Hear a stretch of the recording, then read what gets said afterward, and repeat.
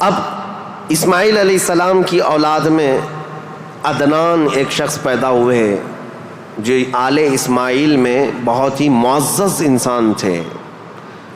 اکثر صحابہ کرام کا اور خود رسول اللہ صلی اللہ علیہ وسلم کا نسب حضرت عدنان تک پہنچتا ہے. وہ ہمارے آقا صلی اللہ تعالیٰ علیہ وسلم کے جد امجد بھی ہیں. عدنان نے مکہ مکرمہ کی ذمہ داریاں سنبھالی اور اس کے بعد اب آبادی اتنی بڑھ گئی کہ ان لوگوں کو تجارت کے لیے اور اپنے معیشت کے لیے، اپنے معاش کے لیے دور دور جانا پڑا. مکہ چھوڑ کر کے باہر جانا پڑا. آبادی بڑھتی چلی گئی مکہ مکرمہ کی. اور اس کے بعد زمانے کے صبح شام گردش لیل و نہار جس کو کہتے ہیں آتے گئے ایسے کہ آل اسماعیل علیہ السلام کی اولاد کا قبضہ یا ان کی خدمت کا معاملہ خانہ کعبہ پر ڈھیلا پڑتا چلا گیا.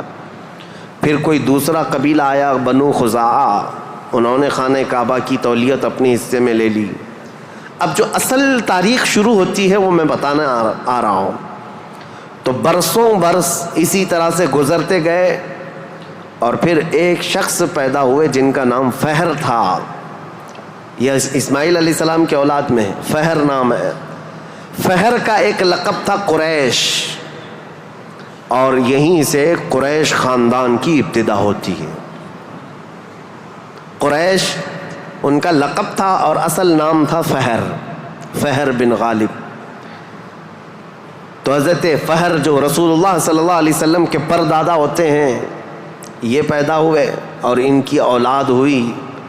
اور اس کے بعد اب قریش خاندان کی ابتدا ہوئی، لیکن جگہ جگہ یہ لوگ منتشر ہو گئے. کچھ مکہ میں رہے، کچھ باہر رہے، لیکن خانہ کعبہ کی تولیت کی اور وہاں کا سارا قبضہ جو ہے بنو خزاعہ قبیلے کے ہاتھ میں تھا. پھر زمانہ بدلتا ہوا یہاں تک پہنچا کہ اسماعیل علیہ السلام کی اولاد میں یعنی قریش خاندان میں ایک شخص پیدا ہوئے جن کا نام قصی تھا. یہ تاریخ کے بہت اہم آدمی ہیں، بہت اہم ترین شخصیت ہیں. قصی، ساری سیاست عرب کی وہیں جا کر ختم ہوتی ہے. قصی ایک کلاب کے بیٹے تھے، لیکن ایسا ہوا کہ باپ کا انتقال جلدی ہو گیا. قصی جو ہے بنو عزرا قبیلے میں ہی پرورش پائے اپنے ننیال میں. جوان ہوئے تو آپ کو بتایا گیا کہ تمہارا خاندان تو اسماعیل علیہ السلام کا خاندان ہے اور خانہ کعبہ کے وہ ذمہ دار رہے ہیں، متولی رہے ہیں. تو وہ اپنے ننیال کو چھوڑ کر کے جب مکہ آئے تو قصی یہ جوان تھے، بھرے جوان تھے. آتے ساتھ ان کے اندر وہ ہنر تھا، پیشانی میں وہ چمک تھی کہ جو دیکھتا دیکھتا رہ جاتا. ظاہر سی بات ہے وہ چمک کسی اور کی نہیں تھی، وہ نور مصطفیٰ کی تھی. قصی نے آتے ساتھ ہی لوگوں کو اپنی طرف مائل کر لیا. لوگ جوق در جوق قصی کے گرویدہ ہو گئے. پھر قصی نے سارے قریش کو جو ادھر ادھر منتشر تھے سب کو مکہ میں جمع کر دیا اور بنو خزاعہ قبیلے کے ہاتھ میں جو خانہ کعبہ کی تولیت تھی اس کو حاصل کر لیا. اب دوبارہ حاصل کرنے کے بعد اب تک مکہ مکرمہ میں یا خانہ کعبہ کی خدمت اور حرم میں جو معاملات چلتے تھے وہ یوں ہی چلتے تھے. جو ذمہ دار ہے اس نے جو دیکھ لیا وہ کر لیا. لیکن قصی نے باضابطہ ڈپارٹمنٹ بنائے، شعبے بنائے. حکومت کا اسٹیبلشمنٹ جس کا طرح ہوتا ہے پورا انہوں نے بنایا. انہوں نے ذمہ داریاں بانٹیں.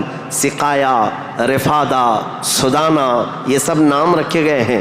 یعنی انہوں نے شعبے ایسے بانٹ دیے، ڈپارٹمنٹ تبدیل کر دیے گئے کہ یعنی کئی قبیلوں کو جمع کیا مکہ میں اور کہا جب کبھی کہیں جانے کی ذمہ داری ہوگی، جھنڈا اٹھانے کی ذمہ داری وہ ایک بہت اہم ذمہ داری ہوتی تھی، وہ ایک قبیلے کو سونپ دیا.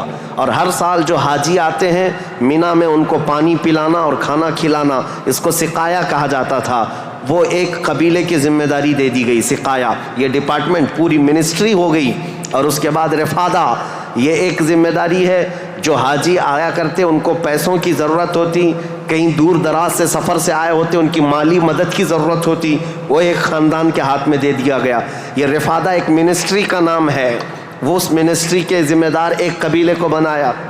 پھر اس کے بعد سدانہ خانہ کعبہ کی حفاظت. اس کے غلاف کو تبدیل کرنا، اس کی چابی کی ذمہ داری، اس کو کھولنا بند کرنا، اس کی صفائی کرنا، وہ بھی ایک قبیلے کے ذمے میں دے دیا۔ وہ باضابطہ ایک منسٹری بنائی گئی، ایک وزارت تھی، اور اس کے علاوہ تقریباً انہوں نے 26 منسٹریاں بنائی تھیں، شعبے بنائے تھے۔ کون؟ حضرت قصی۔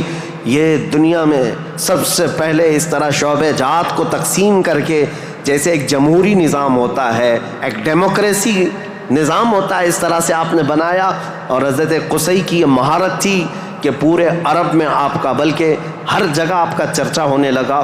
اور حضرت قصی نے اس چیز کو اتنے اونچے لیول تک لے جا کر وہاں مکہ مکرمہ کو پوری دنیا میں متعارف کیا کہ لوگ یہاں کی خدمتیں دیکھنے کے لیے آیا کرتے تھے۔ ہر قبیلے کو الگ ذمہ داریاں تھیں، یہ تاریخ ہے۔ اس کے بعد قصی جلدی ہی انتقال کر گئے، حالانکہ ان کو زیادہ وقت نہیں ملا، ان کا زیادہ وقت نہیں تھا۔ ان کی شادی ہوئی، شادی ہونے کے بعد ان کے گھر جو بیٹے پیدا ہوئے ہیں وہ 2 بیٹے تھے، ایک عبد الدار اور ایک عبد مناف۔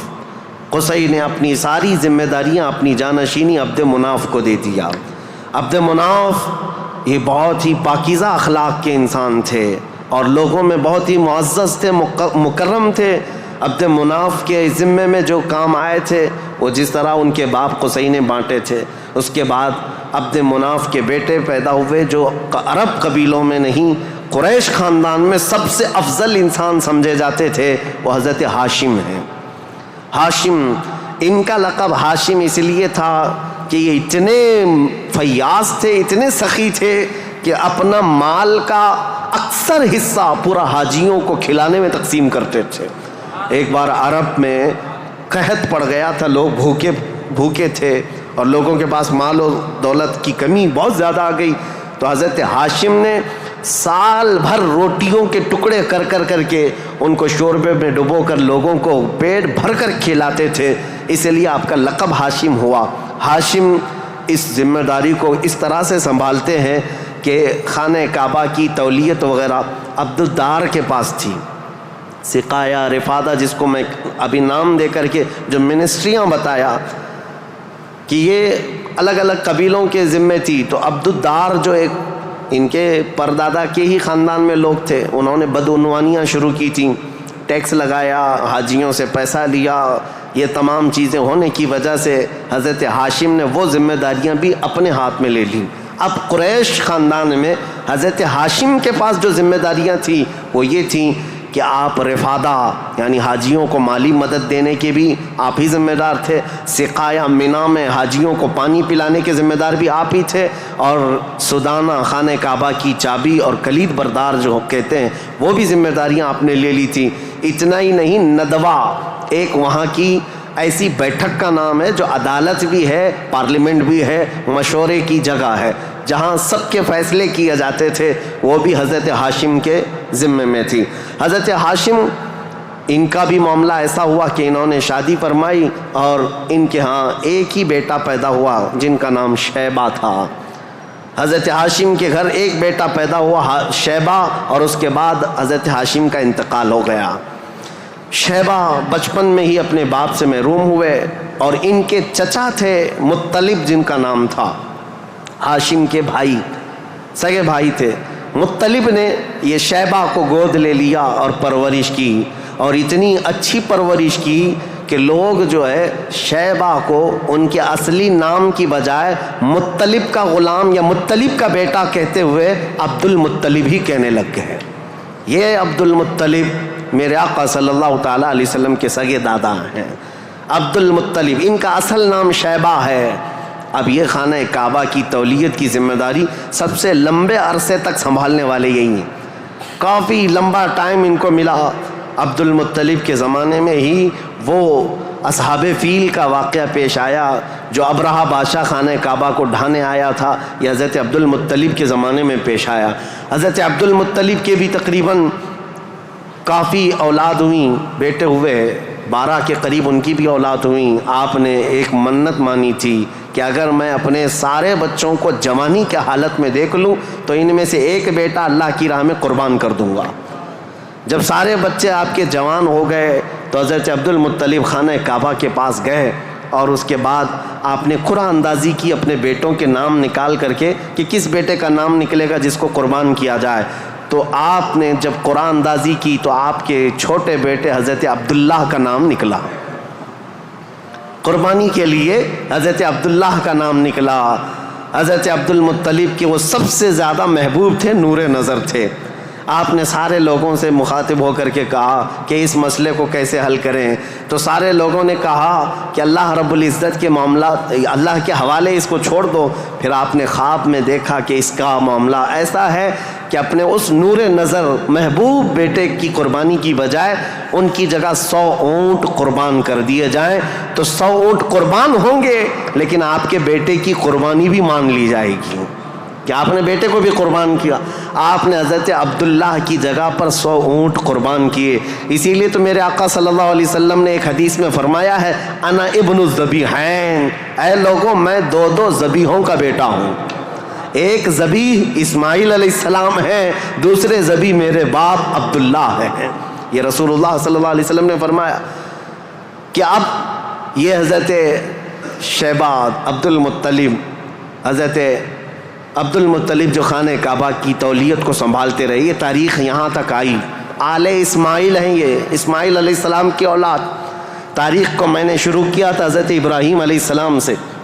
پھر اب حضرت عبد المطلب رضی اللہ تعالیٰ عنہ خانہ کعبہ کی تولیت سنبھالتے رہے اور اس کے بعد اپنے سارے بیٹوں کی شادیاں کیں. ان میں اپنے چھوٹے بیٹے حضرت عبداللہ کی شادی آپ نے کہ ایک قبیلہ جو مدینہ طیبہ میں آباد تھا وہب بن عبد مناف کا, ان کی بیٹی حضرت آمنہ سے کی, جو سب سے معزز قبیلے کی خاتون تھیں, پاکیزہ تھیں, طیبہ تھیں, طاہرہ تھیں.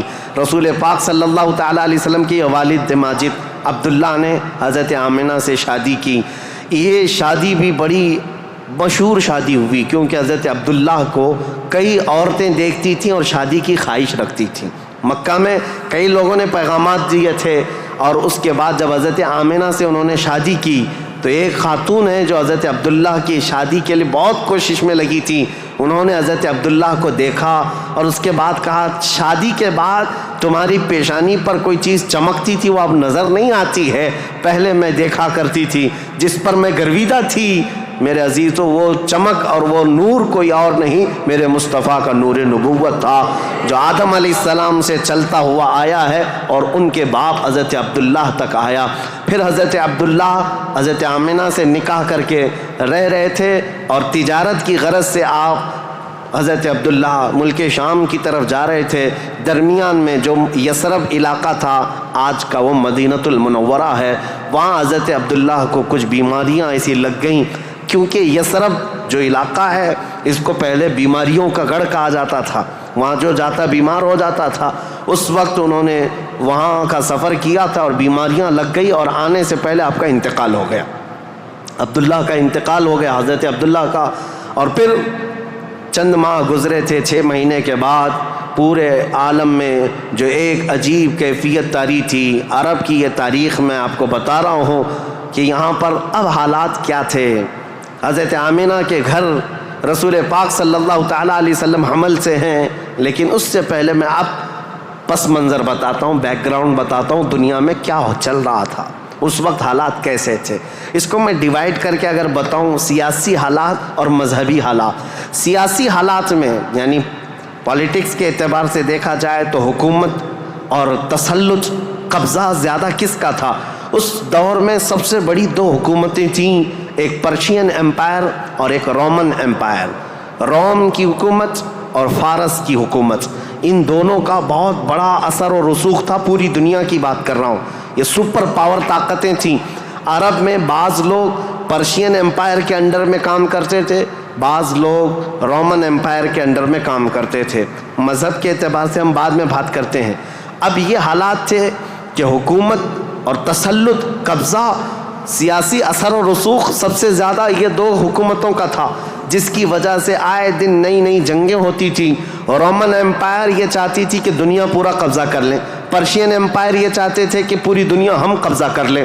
اس آڑ میں 2 سپر پاور کے ٹکراؤ میں پوری دنیا میں جنگیں روز روز چلتی رہتی تھیں. یہ حالات تھے سیاسی. عرب لوگوں کی خود کی کوئی حکومت نہیں تھی, ان کی خود کی کوئی حکومت نہیں تھی، لیکن وہی مکہ مکرمہ سے جو ان کے خاندانی حالات کی سرداری چلتی تھی بس. لیکن دنیاوی حکومت کے اعتبار سے یہ لوگ پرشین امپائر کے انڈر میں کام کرتے تھے یا پھر رومن امپائر کے انڈر میں کام کرتے تھے. یہ دو طرح کی حکومتیں چل رہی تھیں. اب مذہبی حالات کے اعتبار سے دیکھا جائے تو میں 4 حصوں میں تقسیم کرتا ہوں پوری دنیا کو. 4 حصوں میں فارس، جس کو آج پرشیا کے ہیں آپ، ایران جو آج کے دور کا ہے، اس کی سرحدیں اور بھی بڑی تھیں، بلند تھیں. پرشیا یا جس کو اس وقت پرشین امپائر کہا جاتا ہے. مذہبی حالات کیا تھے ان کے؟ مذہبی حالات اتنے خطرناک تھے کہ ان کے ہاں شروع سے کبھی ایک خدا کا تصور آیا ہی نہیں. یہ شرک میں ہی مبتلا رہی قوم ہے. ہمیشہ بتوں کی، ہمیشہ آگ کی پرستش کرنے میں سب سے زیادہ مشہور قوم ہے یہ پرشیا کے لوگ، یعنی فارس کے لوگ. آگ کی پوجا میں ان کا کوئی نام ثانی نہیں تھا. 1000 سال تک ایک آگ کو بجھنے نہیں دیتے تھے یہ لوگ. اس طرح کئی بت کدے تھے، کئی آتش کدے تھے. یہ فارس کے علاقے میں یہ حالات تھے کہ ایک خدا کا تو تصور ہی نہیں تھا، اور غلبہ ایسا تھا کہ جو حاکم ہوتا تھا اس کی عبادت کی جاتی تھی، جو مال والا ہے اس کے سامنے سجدے ہوتے تھے، جس کی طاقت ہے اس کے سامنے جھک جائے. یہ حالات پرشیا کے تھے. اور روما کے حالات کیا تھے؟ جو رومن امپائر ہے روم، یہاں پر عیسائی زیادہ طور پر آباد اس زمانے میں بھی تھے، پہلے سے بھی، کیونکہ عیسیٰ علیہ السلام کے بعد ان کے حواریوں کے ذریعے سے جو دین پھیلا وہ روما میں زیادہ تھا، جو آج کا اٹلی ہے، یونان ہے اور جورجیا وغیرہ کے علاقے، آج یہ سب رومن امپائر کے انڈر میں تھے اور یہاں عیسائی زیادہ تھے. لیکن ایسے عیسائی کہ اصل عیسائی دین کو انہوں نے مسخ کر دیا تھا، ختم کر دیا تھا. جو دین الہی تھا، اللہ کا دین تھا، عیسیٰ علیہ السلام جو لائے تھے، اس کو انہوں نے اتنا خلط ملط کر دیا تھا کہ عیسیٰ علیہ السلام کے جگہ جگہ مجسمے، اسٹیچو بنائے ہوئے تھے. مریم علیہ السلام، سیدہ مریم رضی اللہ تعالیٰ عنہا کو انہوں نے ساتھ میں پوجنا شروع کر دیا. تثلیث کا عقیدہ، ٹرائنیٹی جس کو یہ کہتے ہیں، 3 خداؤں کا تصور ان کے گھر میں رواج پا گیا تھا. پورے روما میں یہی تھا. ایک خدا کی عبادت یہاں بھی ختم تھی. 2 بڑی طاقتوں کے انڈر میں شرک اور بت پرستی اور کفر بہت سر چڑھ کر بول رہا تھا. یہاں اللہ کو پہچاننے والے اور اللہ کی عبادت کرنے والے تقریباً ناپید ہو چکے تھے. عیسیٰ علیہ السلام کی جو آپ کا عروج ہوا آسمانوں پر، آپ کو اللہ تعالیٰ نے آسمانوں پر جو اٹھایا، وہ زمانہ بیت کر کے بھی 570 سال گزر رہے تھے. ان 570 سالوں میں کوئی نبی نہیں آیا. عیسیٰ علیہ السلام کے بعد سے لے کر 570 سال کا زمانہ، اس کو زمانہ فترت کہا جاتا ہے. زمانہ فترت 2 نبیوں کے بیچ کے زمانے کو کہتے ہیں. اس بیچ میں کوئی نبی نہیں آیا، جس کی وجہ سے حالات اتنے گمبھیر تھے. پرشیا کے حالات میں نے بتایا، جگہ جگہ آگ کی پوجا، آگ کی پوجا، آگ کو ہی طاقتور مانا جاتا. اور روما میں تھا، عیسائی تو تھے لیکن ایسے کہ ٹرائنیٹی کا عقیدہ، مریم بھی خدا ہیں، عیسیٰ بھی خدا ہیں اور وہ بھی خدا ہے. 3 خداؤں کی عبادت.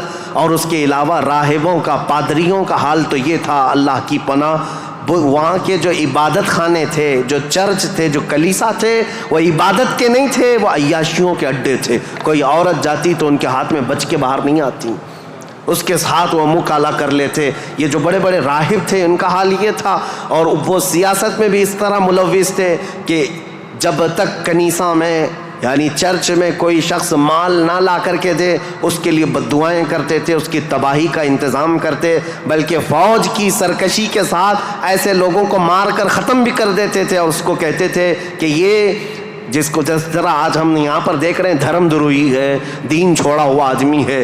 یہ عیسائیوں کا تسلط ایسا تھا، ان کا قبضہ ایسا تھا، پادریوں کا عیاشی کے اڈے بنا دیے گئے تھے. جتنے وہ عبادت خانے تھے، جتنے عبادت خانے تھے، وہ عیاشیوں کے اڈے بنے ہوئے تھے. اور ان کے ہاں یہ سب چیزیں عام. جو اخلاق دینے آئے تھے، جو اچھا مزاج دینے آئے تھے، وہی ان کے علماء، ان کے راہب پورے ایسے تسلط کے ساتھ گندگیاں پھیلا چکے تھے. یہ روما کے حالات تھے، پرشیا کے حالات وہ تھے. اب دنیا میں تیسرا ایک بڑا طبقہ جو اپنا اثر رکھتا تھا، اپنا رسوخ رکھتا تھا، وہ ہندوستان کا تھا. ہندوستان جس کو ہم اکھنڈ بھارت کہیں، یہ ہندوستان، اس کی سیمائیں، اس کی سرحدیں اتنی نہیں تھی جو آج کشمیر سے کنیا کماری تک یا گجرات سے لے کر کے بنگال کی کھاڑیوں تک ہے، بلکہ اس کی سیمائیں ایران کی سرحدوں تک پہنچتی تھی۔ افغان، پاکستان، بنگلہ دیش، نیپال جو آج ایک الگ الگ ریاستوں میں، الگ الگ ملکوں میں تبدیل ہیں، یہ سب ہندوستان کے علاقے ہوا کرتے تھے۔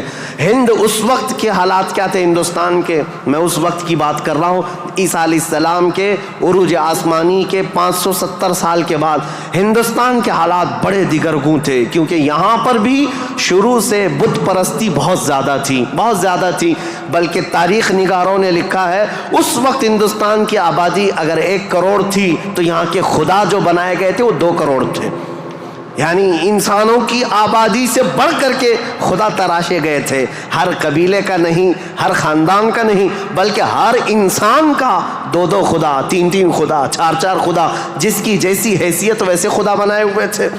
اور یہاں پر اخلاقی حالات اگر دیکھے جائیں تو وہ بھی اس طرح کہ جیسے کل بھی میں نے بتایا تھا، کاسٹزم میں یہ لوگ ایسے ملوث تھے کہ برہمن الگ، شودر الگ، دلت الگ، چھتریہ الگ، یہ سب چیزوں کو کاسٹ میں بدل کر کے، ایسے کہ کسی دلت کو ایک مقدس کتاب چھونے کی بھی اجازت نہیں ہوتی، برہمن سے مصافحہ کرنے کی بھی اجازت نہیں ہوتی، اگر کسی دلت نے برہمن کی لڑکی کو چھو بھی لیا تو اس کا ہاتھ کاٹ دیا جاتا، اور اگر گیتا کے شلوک سن لیتا تو اس کے کان میں کھولتا ہوا تیل ڈال دیا جاتا تھا۔ یہ سب حالات یہاں کے تھے، یعنی اخلاقی پستی، اخلاقی گراوٹ یہاں پر بھی تھی۔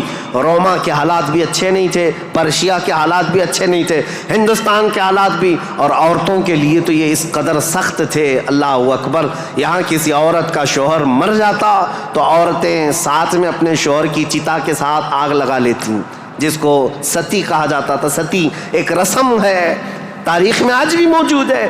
بیوہ عورت کو جینے کا حق نہیں تھا، بیوہ عورت اپنے شوہر کی آگ کے ساتھ خود بھی جل جاتی تھی، وہ چاہے جوان ہو، چاہے 2 مہینے کی دلہن کیوں نہ ہو، اسے جلا دیا جاتا۔ چند سالوں کے بعد پھر جلانے کا رواج ختم ہوا، پھر بیوہ عورت کو جنگلوں میں بھیج دیا جاتا کہ وہ وہاں رہے، وہیں آباد رہے، اس کا گھر میں آنا اب شگن۔ آج تک یہ بری روایت موجود ہے، جاہلوں کے آج بھی پائی جاتی ہے، غیر مسلموں کے ہاں کہ اگر کوئی بیوہ عورت اچھے تقریبات میں شامل نہیں ہو سکتی، اچھے فنکشنز میں نہیں آ سکتی، کھانے پکانے کے وقت نہ آ جائے، یہ اب شگن ہو جائے۔ عورت اگر حیض اور نفاس کے عالم میں ہو تو اس وقت تو اس کے ساتھ جانوروں سے بدتر سلوک ہوتا، اس کا گلاس الگ، اس کا برتن الگ، اس کا کھان پان الگ، بلکہ جانوروں کا جس طرح سے الگ رکھا جاتا تھا عورت کا بھی الگ رکھا جاتا تھا، عورت کو پستی کی طرف دھکیل دیا گیا تھا۔ یہ تاریخ یہاں کی تھی، ہند کی۔ 3 بڑے طبقے دنیا کے میں بتا رہا ہوں، ایک روما میں، ایک پرشیا میں، ایک ہندوستان میں۔ اخلاقی پستی اس قدر تھی، کفر و شرک غالب تھا، اور اس کے علاوہ اب چوتھی ایک قوم بچتی ہے۔ ان سب کے بیچ میں اگر کوئی تھوڑی بہت شدھ بدھ رکھتی تھی، کوئی تھوڑا بہت اچھا مزاج رکھتے تھے تو اس زمانے میں عزت تھی، تو وہ بنی اسرائیل کی تھی جو یہودی تھے، بنی اسرائیل۔ لیکن ان کے حالات ایسے تھے کہ غرور اور گھمنڈ ان کو اتنا تھا کہ وہ یہ کہتے تھے کہ پوری روئے زمین پر سب سے افضل لوگ ہم ہیں، اللہ کے محبوب ہم ہیں، اللہ کے بیٹے ہم ہیں، ہم کو اللہ کبھی عذاب نہیں دے گا، کبھی اللہ ہم کو آگ نہیں دکھائے گا۔ یہ سب اتنا غرور تھا اپنے افضل ہونے کا کہ کوئی نبی آتے تو ان نبیوں کا قتل بھی کر دیتے۔ ان بنی اسرائیل نے، یہودیوں نے 10,000 کے قریب نبیوں کا قتل کیا ہے، 10,000 کے قریب نبیوں کا قتل کیا یہ بنی اسرائیل، اور اللہ کی لعنت ان پر ایسی، اللہ کا غضب ان پر ایسا، غیر المغضوب علیہم ولا الضالین پڑھتے ہیں آپ، اور قرآن پاک میں اللہ تعالیٰ نے فرمایا ہے کہ اللہ وباءوا بغضب من اللہ، وہ اللہ کے غضب کے ساتھ لوٹی ہوئی قوم ہے۔ یہودی جو تھے بنی اسرائیل، اس دور میں ان کا حال یہ تھا کہ تھوڑے بہت یہ بت پرستی تو نہیں کرتے تھے، دوسرے خداؤں کی طرف جھکتے تو نہیں تھے، لیکن سود خوری ان کی فطرت میں داخل تھی۔ سود اتنا کھاتے تھے کہ کسی بھی غریب کی زندگی تباہ و برباد کر دیتے۔ سود کا نظام سب سے زیادہ یہ یہودیوں کی طرف سے، اور آج بھی پوری دنیا کو کریڈٹ کے پلیٹ فارم پر لا کر کھڑا کرنے والی قوم کوئی اور نہیں، یہ اسرائیلی ہیں۔ یہ یہودی ہیں، پوری دنیا کو کریڈٹ بانٹ کر کے، ان کو قرضہ دے کر کے، ادھار دے کر کے اس پر نفع لینا، اس پر انٹرسٹ کمانا، یہ یہودی فطرت میں داخل تھا۔ اور یہ سود کی لعنت ان کے ساتھ آج سے نہیں پہلے سے ہے۔ اس کو حلال سمجھ کر کے کھاتے ہیں، اس کو ترہ امتیاز سمجھتے ہیں، اور یہ سمجھتے ہیں یہ ہماری عقل مندی ہے، ہماری دانائی ہے کہ ہم پوری دنیا کا مال اپنی طرف کھینچ لیتے ہیں۔ اس کو وہ اپنی عقل مندی سمجھتے ہیں، جبکہ اللہ کا غضب ہے ان کے ساتھ۔ یہ چوتھی قوم تھی جو برائیوں میں ملوث تھی، سود خوری میں ملوث تھی، نبیوں کا قتل، بلکہ کتابوں کو یوں پھینک دیتے، اگر ان کے مزاج کے مطابق کوئی مسئلہ نہیں ملتا تو پھینک دیتے اور کہتے یہ کتاب اللہ کی ہے نہیں۔ تورات کو نہیں مانتے، تلمود کو نہیں مانتے، جس کو آج اولڈ ٹیسٹمنٹ کہا جاتا ہے، یا بائبل کو نیو ٹیسٹمنٹ جو انجیل ہوا کرتی، ان کتابوں کو پھینک دیتے۔ ان کے مزاج کے مطابق اگر آیتیں ملتی تو ٹھیک ہے، نہیں تو پھینک دیتے۔ یہ چوتھی قوم تھی۔ اب دنیا کی یہ حالات تھے، دنیا میں یہ حالات، جہاں جہاں دیکھیں عورتوں کا استحصال یا پھر زنا، شراب نوشی، یہ سب عروج پر تھے۔ روما میں، پرشیا میں، ہندوستان میں اور بنی اسرائیل یہودیوں کے درمیان اب جو پانچویں قوم الگ بنتی ہے وہ عرب کی سرزمین پر تھی، عرب لوگ تھے۔ عرب جو آل اسماعیل ہیں، اسماعیل علیہ السلام کی اولاد، یہ آئے تھے اللہ تعالیٰ کے منتخب زمین پر، لیکن کثرت سے ان کے ہاں بھی برائیاں گھر کر گئی تھیں۔ یہ ایسے ہو گئے تھے کہ ان کے ہاں بتوں کی تراشنے کی عادت بڑھ گئی، انہوں نے اپنے ہاتھوں سے خدا بنا لیے تھے۔ خانہ کعبہ جو مرکز تھا وحدانیت کا، اس خانہ کعبہ کے اندر بھی انہوں نے بت رکھ دیے تھے، اور خانہ کعبہ کی چھت پر ایک بت ہوا کرتا تھا جس کا نام حبل تھا، ایک بت تھا جس کا نام عزا تھا، اس کی پوجا کرنا تو حج کے ارکان میں شامل کر دیا تھا، حج کے ارکان میں تھا عزا کی پوجا کرنا۔ یہ حبل وہاں پر تھا، لات ایک بت کا نام تھا، عزا تھا، منات تھا، یہ سب بتوں کے نام ہیں جو انہوں نے کوئی صفا مروہ پر رکھ دیے تھے، کچھ کو خانہ کعبہ کی چھت پر رکھا تھا، کچھ کو دروازے کے اندر رکھا تھا۔ طواف کرتے تھے ان بتوں کے سامنے آ کر کے، ننگے طواف کرتے تھے، بغیر کپڑے کے خانہ کعبہ کا طواف کرتے، ایک ہاتھ آگے اور ایک ہاتھ پیچھے رکھ کر کے، مرد ہو کہ عورتیں ہو، اس طرح سے وہ خانہ کعبہ کا طواف کرتے۔ یہ برائیاں ان کے ہاں بہت اخلاقی پستی میں گرتے چلے آئے، اور اس کے بعد یہ بت پرستی اتنے عروج پر ہو گئی، اتنے عروج پر ہو گئی کہ یہ اپنے خداؤں کے چڑھاوے اتنے چڑھاتے تھے، دور دراز سے لوگ آتے تھے تو سال میں ایک مرتبہ ان خداؤں کے نام پر انسانوں کی بلی بھی چڑھتی تھی۔ کوئی جوان منتخب کر لیا جاتا اور وہ خوشی سے تیار ہوتا، اپنی گردن اس کی رکھ دی جاتی، مینا کی وادی میں اس کو ذبح کر دیا جاتا، کاٹ کر کے اس کا خون بتوں کو لگا دیا جاتا، اور یہ کہتے کہ ہم مقرب ہو رہے ہیں، ہم مکرم ہو رہے ہیں، ہم عزت والے ہو رہے ہیں۔ یہ تمام چیزیں تھیں، اور اس کے علاوہ ان کے ہاں شراب بہت زیادہ عام تھی۔ چوری کرنے والے کچھ قبیلے خاص تھے عرب میں، اور ان کا پیشہ ہی تھا راستے پر رکنا اور جاتے آتے قافلوں کو ڈاکہ زنی کرنا اور مال لوٹنا۔ اور اس کے علاوہ عورتوں کے لیے ان کے ہاں بھی اچھے حالات نہیں تھے، عورتوں کو تو مشین سمجھتے تھے، شادی کا کوئی ایک سسٹم نہیں تھا، کوئی مرد چاہے تو 100 رکھ لے، کوئی 50 رکھ لے، کوئی 60 رکھ لے، نہ شادی کا کوئی سسٹم ہے، جتنی عورتیں چاہے وہ رکھ سکتا تھا۔ اور پھر اس کے علاوہ عورتوں کے ساتھ سارا سلوک تو تھا ہی، لیکن وہ ایسے بدبخت تھے کہ بیٹی کے پیدا ہونے پر ناک بھون سکیڑتے تھے، بلکہ کئی ایسے عرب قبیلے تھے جو بیٹی کے پیدا ہوتے ہی اس کی گردن مروڑ کر کے اس کو زندہ دفن کر دیتے تھے۔ یہ عرب کی سرزمین پر پائے جانے والی چیزیں۔ شراب کو 60 سال 70 سال پرانی شراب جمع کر کے پینے کو فخر محسوس کرتے، اور جوا ایسے کھیلتے تھے، ایسے کھیلتے، حرم کی سرزمین پر جوا کھیلتے، اور بازی میں کیا کیا لگاتے، بازی میں صرف پیسہ نہیں لگاتے، اپنی عورتیں بھی بازی میں ہار دیتے تھے۔ کوئی جوے میں کسی کی عورت جیت لیتا، کسی کی بیٹی جیت لیتا، کوئی کسی کی بہن جیت کر کے آتا۔ یہ قمار بازی، یہ جوا بازی اس قدر عام تھی۔ میں نے دنیا کے یہ سطحی حالات مختصر انداز میں آپ کے سامنے رکھے۔ سیاسی حالات میں اثر و رسوخ 2 طاقتوں کا تھا، پرشین امپائر اور رومن امپائر۔ مذہبی حالات میں الگ الگ تھے. ہندوستان کے حالات کیا تھے اور پرشیا کے، روما کے، اسرائیل اس وقت تھا نہیں، اگرچہ بیت المقدس ان کے ہاتھ میں نہیں تھا، لیکن یہ جگہ جگہ بکھرے ہوئے لوگ تھے یہودی، ان کے حالات بھی اچھے نہیں تھے. عربوں کے حالات بھی اچھے نہیں تھے. یہ اس قدر کفر و شرک کے مینارے بلند تھے. اللہ کہنے والی قوم پوری دنیا میں ڈھونڈنے پر بھی کہیں نہیں تھی. ایک خدا کی عبادت کرنے والی مجموعی طور پر کوئی قوم آباد نہیں تھی. ایک قائد کے اندر، ایک امام کے پیچھے چلنے والی قوم کہیں نہیں تھی.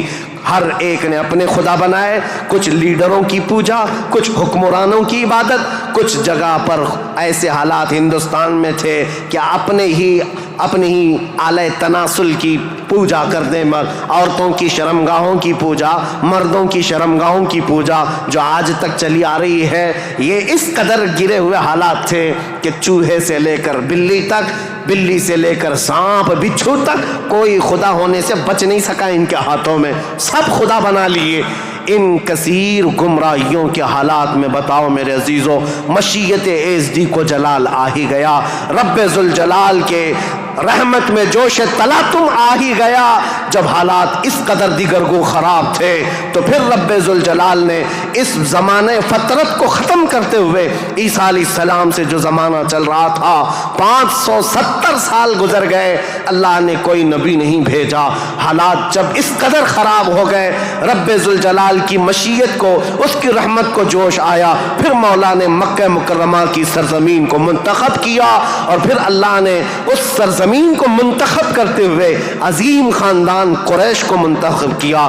قریش کے خاندان میں سے اللہ نے بنو ہاشم کو منتخب کیا. بنو ہاشم سے عبد المطلب اور عبداللہ کے گھر کو منتخب کیا. عبداللہ کے گھر سے بی بی آمنہ کے بطن کو منتخب کیا. اور پھر رب ذوالجلال نے تاریخ کی ان کالے اندھیروں کو ہمیشہ کو ختم کرنے کے لیے بی بی آمنہ کے بطن سے 12 ربیع الاول کو نور نبوت کو ظہور فرمایا، نور نبوت کو ظاہر فرمایا. تاریخ کا یہ وہ دن ہے جو پوری دنیا کا انقلاب لا چکا تھا. ایسی روشنی لا چکا ہے، ایسی روشنی کہ میں نے تقریر شروع کرنے سے پہلے ہی یہ بات عرض کر دی تھی. ایک عرب نے آدمی کا بول بالا کر دیا، خاک کے ذروں کو ہمدوش ثریا کر دیا. خود نہ تھے جو راہ پر اوروں کے ہادی بن گئے، کیا نظر تھی کہ جس نے مردوں کو مسیحا کر دیا. یہ سارا نور نبوت کا کمال ہے. یہاں سے تاریخ اسلام کی اب باضابطہ شروعات.